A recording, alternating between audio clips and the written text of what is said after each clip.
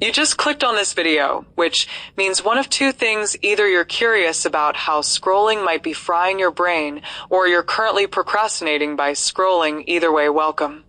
Here's a harsh reality check for you. The average person spends 4 hours a day glued to their phone. That's 1,460 hours a year.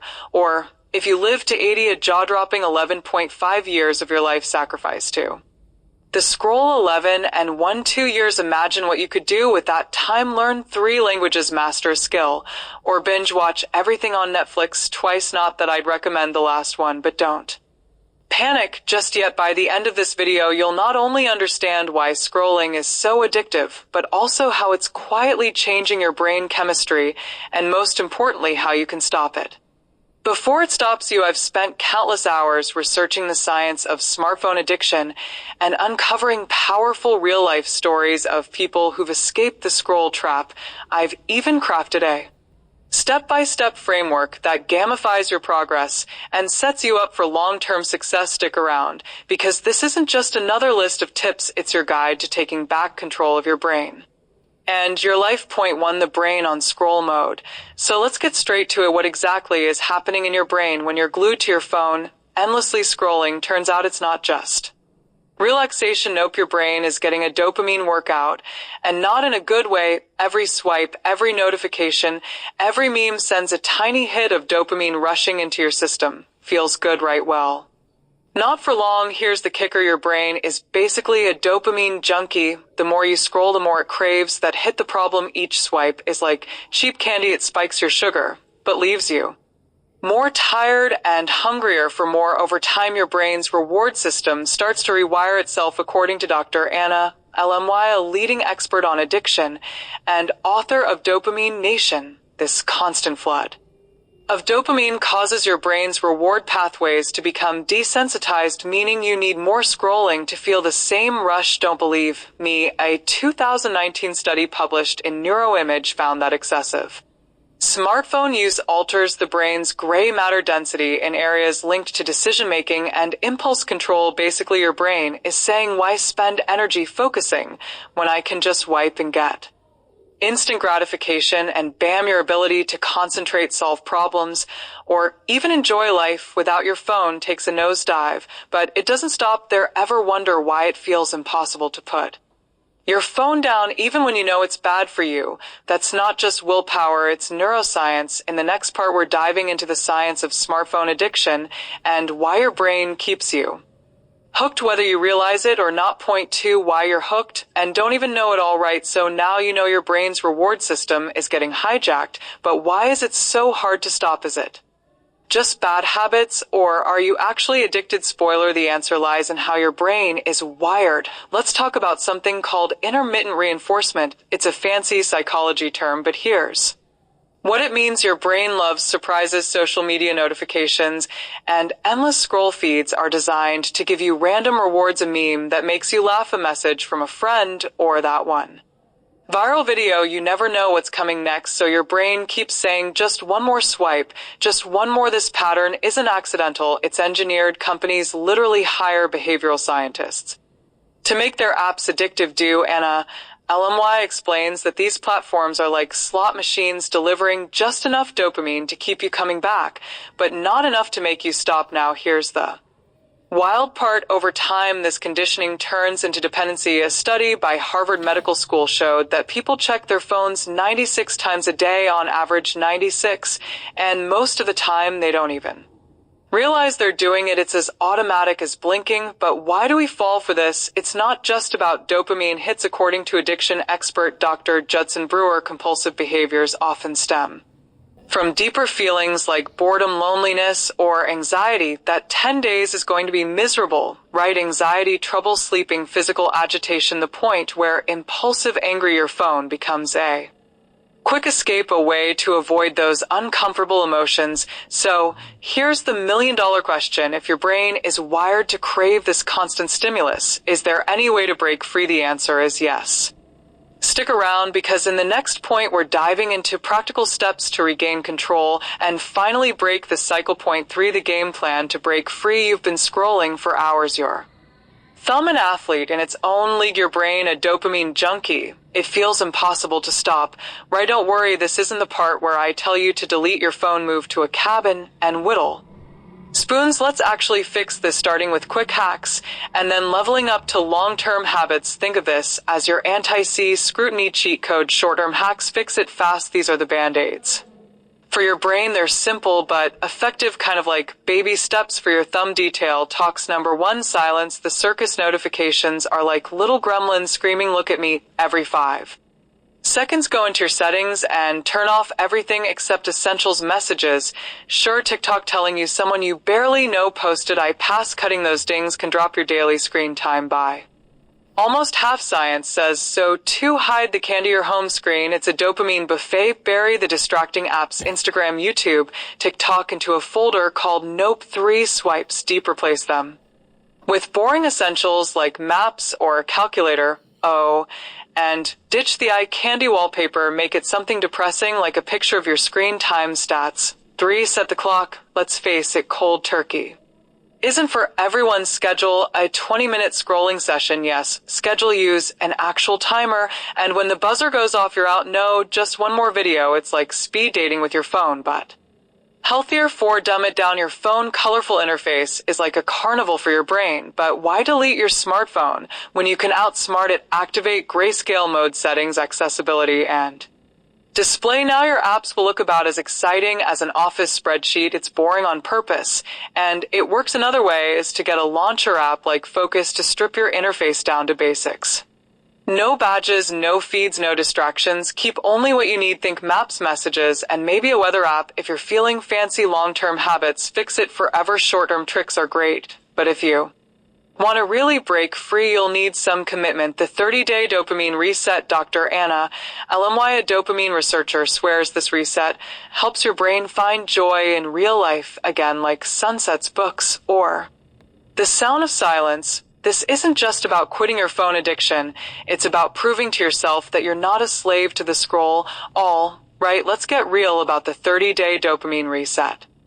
For phone addiction, why this actually works. 30 days is, in my clinical experience, the average amount of time it takes for the brain to reset reward pathways for dopamine transmission to regenerate itself. You will feel worse before you feel better. For how long? This is probably the first question they ask, right? And I say usually in my clinical experience, you'll feel worse for 2 weeks, but if you can make it through those first 2 weeks, the sun will start to come out in week 3, and by week 4, most people are feeling a whole lot better than they were. Research shows that after about 3 weeks of no scrolling, your brain's reward pathways start functioning like they're supposed to. True, this 30-day dopamine reset is no picnic. This 30-day reset is not some breezy walk in the park. Although, ironically, you might end up taking a lot of walks in the park the first few days. Absolute chaos. Imagine reaching for your phone only to remember it's locked away like a forbidden treasure. Cue the twitching thumbs, the phantom vibrations, and the existential. What did I even do before TikTok?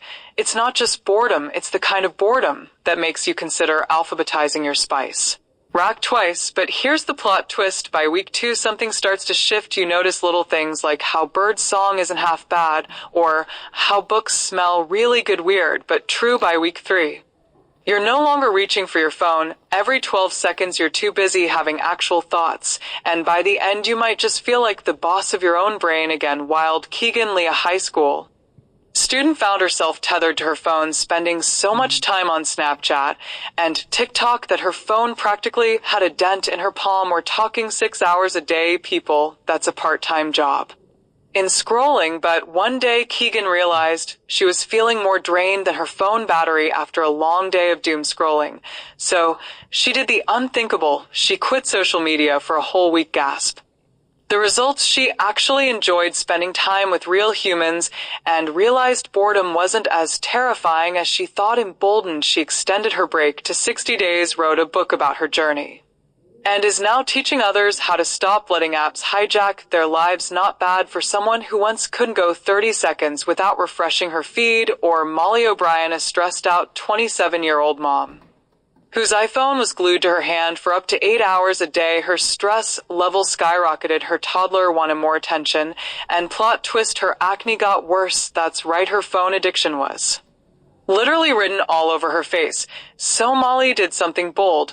She locked her iPhone in a digital lockbox every night and swapped it for a good old-fashioned Nokia 105, no touchscreen, no apps, no. Problem with her phone out of reach from 6 o'clock p.m. to 7 a.m. Molly halved her screen time, felt calmer, became a more present mom, and get this, even cleared up her skin. The Nokia 105, surprisingly good for selfies without ever taking one. And then there's the hipster here. Heroes of Gen Z. Sammy was one of those people who couldn't walk into a room without immediately pulling out her phone, probably to scroll past all the messages she wasn't replying to. But after realizing she was hooked, she joined a movement of young people ditching smartphones for flip phones. Yep, flip phones, the ones you slap shut like a dramatic TV character after a fight, Sammy says. Her flip phone keeps her present and focused. Then there's Aliana, who ditched her iPhone for the simple joys of a phone that doesn't even know what an algorithm is. These Zoom S are literally trading dopamine hits for nostalgia. It's like the 2000s are cool again, but this time it's therapy. Were they perfect? Nope. Did they succeed? Absolutely. How to make it suck less and maybe even enjoy it? Here's your survival guide. 1. Ease and don't go full cold turkey unless you're a masochist. Start by setting specific no phone times, like during meals or right before bed. Build from there. 2. Distract your brain. Your brain craves dopamine, so give it something else to chew on. Try puzzles, baking, or even learning a random skill like juggling. Bonus points if it makes you feel like a circus act. 3. Gamify the process. Use apps like Forest or Stay Focused to turn your no screw time into a game. Grow a virtual tree for every hour you stay off your phone. It's oddly satisfying and way less toxic than Instagram. 4. Buddy system. Tell a friend you're doing this better, yet rope them in. Accountability is a sneaky motivator, and nothing bonds people like mutual suffering. 5. Reward yourself. Hit a milestone. Treat yourself to something that makes you happy. A fancy coffee, a new book, or even a guilt-free nap. Just keep it phone-free. Nope. Why, you'll thank yourself later. These aren't superheroes. They're just regular folks who said enough already. If Keegan can quit TikTok, Molly can lock her phone away, and Sammy can embrace retro tech, you can totally reclaim your life too. And who knows, maybe you'll clear up your skin and write a book while you're at it. Oh, and stick around, because up next I'll show you how breaking your scrolling habit doesn't just save time, it transforms everything from your relationships to your focus. Stay tuned. You don't want to miss it. Systems thinking, the domino effect of breaking free. Okay, let's imagine you've kicked your scrolling habit. Here's how it plays out. Suddenly you're that mythical creature, someone who can focus for more than 5 minutes without checking if Karen from high school has posted yet another blessed beach. Pick the result you're finishing projects before deadlines instead of panic cramming at 3:00 a.m. with coffee as your emotional support animal. But here's the wild part. This newfound focus is like a gateway drug to productivity. You reconnect with friends who don't even remember what you look like in 3D. You dust off the guitar you swore you'd learn 5 years ago. Before you know it, your life is less about memes and more about meaningful moments. It's like your brain hits the upgrade button, and the ripple effects, oh, they're everywhere. You're suddenly not just finishing tasks on time, you're crushing them. Fitness goals, check me. Meal prepping, something more ambitious than instant ramen, double check. And yes, you might even pick up a real book, a whole book, not just read the headline of an article. It's like life goes from VHS quality to full-on HD. The effects ripple out like you've just chucked a rock into a glassy lake. So here's the truth. Reclaiming your time is only half the battle. Why do so many people fail to grow in their personal lives even after making changes?